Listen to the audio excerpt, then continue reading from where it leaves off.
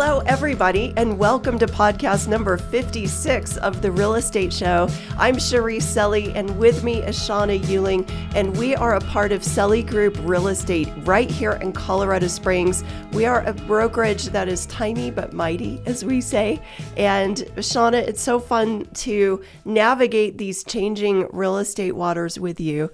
We've processed a lot together. We are raising kids together. We've done so much life beyond real estate, but it's interesting to kind of go over the stats. The latest stats that we have are for July, and we'll be waiting to see what August actually transpires as far as our latest market update. But right now, do you want me to go into July's stats? Sure. Okay, I'll do it. The average home price was $557,250.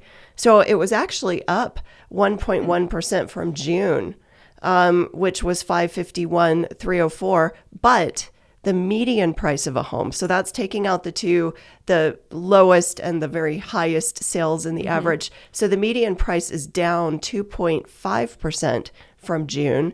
So it was $495 to $482. So that's interesting. Yeah.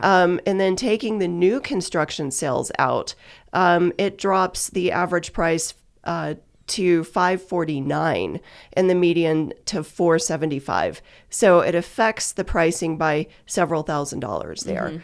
And last July, the average home price was $501. Okay. So last July. So think about that. There's still a dramatic increase as people are panicked about what the market is doing. We are still different than where we were in July of last year, for sure. Yeah. And the median is up 7.2% from last year, which is at $450. So I don't know if that gives people a reason to go into a complete panic mode. Yeah. You know, I just thinking of how many price drops we've seen, I would expect that number to be a little lower, but it does show you that, we're not crashing anytime soon. That's right. So, if we would have been up 15 or 20% if the market was still doing what it was doing. But I kind of have to say this. To me, I was thinking about it this morning before we were shooting the podcast, that even an airplane has to come to altitude at some point. Yeah. Right? Or it would blow up. Yeah. And so it's like our market has been just on this increase. It's gained elevation. Now it's time for stabilization. And it's just happening. Right. Yeah. And so, an average, so take a long-term running average of real estate appreciation nationally, just a long-term running average, and that may be about 3%. Yeah. So when we've had these astronomical gains, and some people have gained 50% on their property over the last several years, right? And that could have taken more than a decade, in some markets. We have been doing incredible, but we're just not going into that super acceleration. Yeah, and neither is anyone else. Right? Around the country. That's right. But I think, and you said this, I believe it. Our market is performing, I think, still very strong compared to some national markets. And what do you think about that? When you're talking to somebody who's coming in from out of state and they're just, if they were full of fear right now, if they said, Shawna, I don't know if I should buy a home right now because what if the market crashes? Yeah. How do you feel about that? Well, I just had that conversation 2 days ago with a client who's been actually looking for a year and a half, but he's had a lot of life things go on that he's had to deal with, mother passing and estates and the whole 9 yards. So he's getting into the season now where he's probably going to be looking pretty seriously. And we were talking about that. And that's exactly what I told him. I said, well, here, yes, the market is correcting. You missed the low interest rate boom. Yes. But now you'll have more money to put down on a property. And things are stabling out. We're seeing a lot of price drops, but we don't have the huge ups and downs here. We're a little insulated. And I think it's because the military, does provide an amount of stability here. And, we still are, even though we have more houses on the market, we still are in a shortage compared to what we should be, We honestly. absolutely were. Because if we have a few thousand homes on the market, when we were at our height, when the market was really bad, that 2008 to 2011 timeframe, at its height, there were like 7,000 homes on the market at one time. We are not there, and our population has increased significantly. Yeah, what are we, around 900 now? I haven't even looked lately. We're up there. We have more than that right now. I didn't check this morning before we started, but we have a good running average. But I would say that the homes, there's been a slight reduction of homes going on the market lately. Yeah. Just a slight reduction, but why do you think that is? Well, we're right in the middle of school starting, and, it started last week for most people around here and the week prior. So parents are just in panic mode like I am. Oh, no, it's back to school night tonight.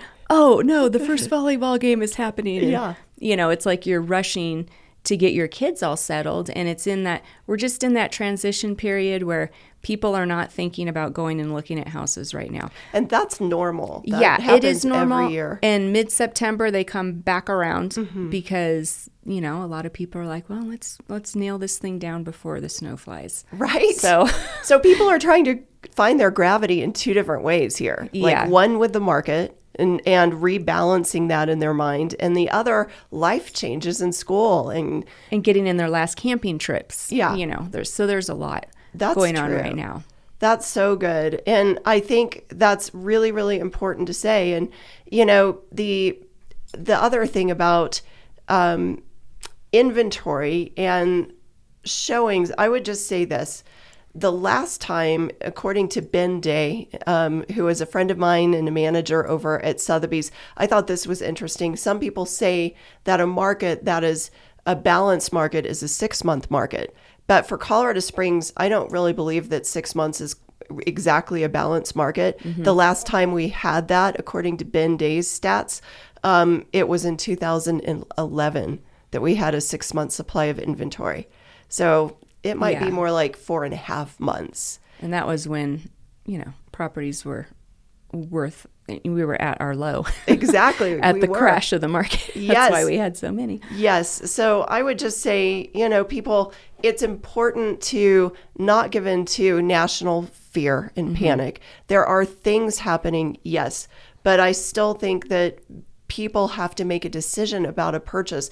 When I go back to the question, when somebody's asking me, should an investor, why should I buy now? Why don't I wait until the market crashes? Well, it's like flipping the question, because when the market was appreciating, it was that same question, but in a different way. Yeah. Well, now it's like, because sellers wanted to know, well, I want to sell only at the very height. Well, you don't know that you're at the very height until you start going down. Right. And you don't know that you're at the very bottom until you've hit that bottom, until prices start going back up again. And so I always think the key, you've said something, and military is not the only thing supporting our market. It's a huge part of it, but education, we have some of the most incredible jobs that are available in the nation. And we have cybersecurity. We have That's really growing. It is. All in kinds the Space of Force. Yes, all of that. I mean, outside of even military, we've got progressive things happening, healthcare, education. People are moving for those reasons too. So it creates more of that balance. So I would just say to an investor, if you plan to do the flip model and you think that it's just going to be like, gasoline coming out of a hose with absolutely no stopping point, we're not there anymore. Yeah. But if you're in a place where this is an investment and it's a long-term hold, think about the stability of this city in general. It's incredible. Yeah. And so you can't always have that short-term thinking. And if you do have it, it might not be the best thing for you to do. But the other question is, what are you going to do with extra money that's on the sidelines? Because with the rate of, the inflation and everything else happening, putting your money in a hard asset is still a very wise thing to do if you do it correctly. Yes, So it is. there's a lot of discussion that we need to go into about that in more detail, and that's part of what we do when we're helping clients. Right. But I think each person has to be and make a decision for their own investment strategy. But there's really a wide variety of reasons why this is still a good market for an investor. And I will tell you, there's other ways to make an income, because Shawna, you are right in the middle of doing short-term rentals, and that's worked out for you guys. Sometimes you can't get those permits anymore. Right. But it's a little harder. Yes. Not impossible. Not impossible. And some people, because the interest rates have gone up a lot, they might not be able to actually do a long-term rental and have any cash flow. But everybody, there's a hybrid to all of this, the midterm rental. Right. And that's gaining momentum. It is. Here. I mean, there's traveling nurses. There's, people that come here for a month or two to do contract work. So there's people moving in between houses. Maybe their build is taking longer. So there's lots of people who are in that midterm need. That's right. So please know that as an investor, there's a few creative ways you can navigate through what your payment would be for it to make sense to be an investor. Right. Also, checking with HOA and all of the city, the city municipalities. Thank you. I can't say the word today. All of that is important to know if you can do what you want to do on the investment property. But it's not just long-term rental or nothing. There's just creative things you can do. So this is a great market where people still need all kinds of housing. Right. So true. So don't be afraid. That's right. Don't let wisdom help guide the way, not fear.